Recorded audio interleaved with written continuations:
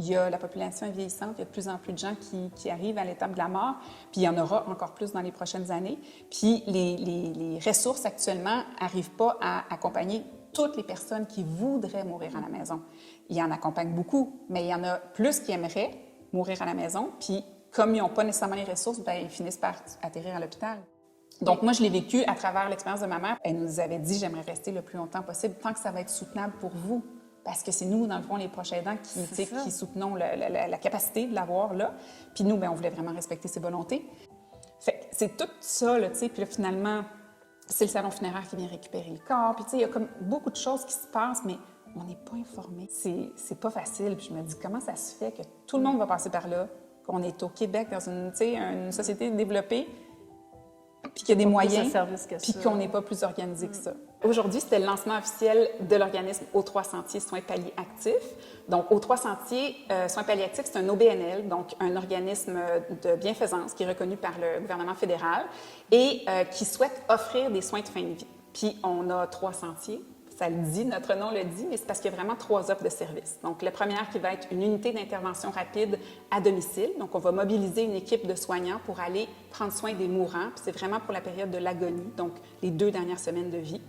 Et ensuite, le deuxième sentier, c'est de prendre soin aussi des proches aidants, parce que souvent, c'est beaucoup demandé, en fait, aux proches que d'accompagner un mourant. C'est très intense, fait qu'on veut prendre soin d'eux aussi. Et le troisième sentier, c'est l'ouverture éventuelle d'une maison de soins de fin de vie à Montréal. Donc, ensemble, ces 3 volets-là vont nous permettre d'offrir un continuum de soins pour les gens qui pourraient, par exemple, être à domicile au début, puis pour toutes sortes de raisons, terminer leur jour dans une maison.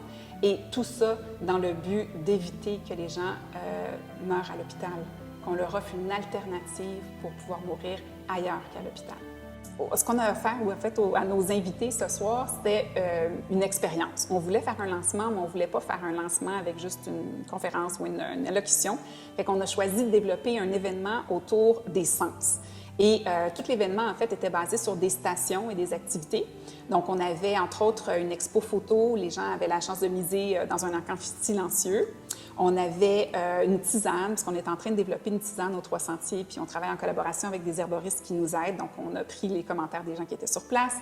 On a aussi développé une œuvre collective, donc vraiment une mosaïque assez grande où les gens pouvaient en fait inscrire une intention ou le nom d'une personne proche d'eux qui est décédée et qui voulait en fait mettre comme pierre pour bâtir cet organisme parce qu'on considère que c'est un projet collectif puis que les gens qui sont ici, c'est vraiment des bâtisseurs avec nous parce que soit ils ont donné dans la dernière année ou soit ils nous ont partagé leurs idées ou soit ils nous ont critiqué, ils nous ont permis d'arriver où on est aujourd'hui.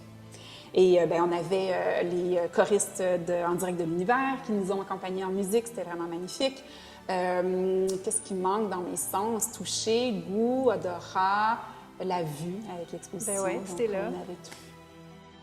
C'est un grand jour aussi parce qu'on se lance officiellement, c'est le lancement officiel de nos 3 sentiers, mais on a eu la très bonne nouvelle que notre projet avait été accepté par un organisme subventionnaire du gouvernement, donc le ministère de la Santé et la Fédération des médecins spécialistes. Ils ont accepté notre projet et dans quelques semaines, on va savoir à hauteur de combien d'argent, mais on sait donc qu'on est soutenu par le gouvernement pour financer le démarrage de nos opérations. Donc, dans quelques mois, on va pouvoir accompagner nos premiers patients. Pour nous soutenir, dans le fond, il y a plusieurs façons. Évidemment, on cherche des personnes, donc des humains pour constituer nos équipes. Fait que si vous êtes un personnel ou une personne qui travaille dans le milieu de la santé, on va constituer des équipes bientôt. Contactez-nous. D'ailleurs, on a 2 postes en affichage présentement. Ensuite, si vous avez envie de faire un don, vous pouvez aller sur notre site web et, dans le fond, faire un don en ligne, soit un don générique, un général, ou pour obtenir justement le coffret des huiles essentielles. Et l'autre façon de nous aider, c'est aussi par le bénévolat, parce qu'évidemment, des organismes comme nous, communautaires, on vit beaucoup de l'engagement des gens puis du temps précieux des gens. Donc, c'est aussi notre façon de nous soutenir.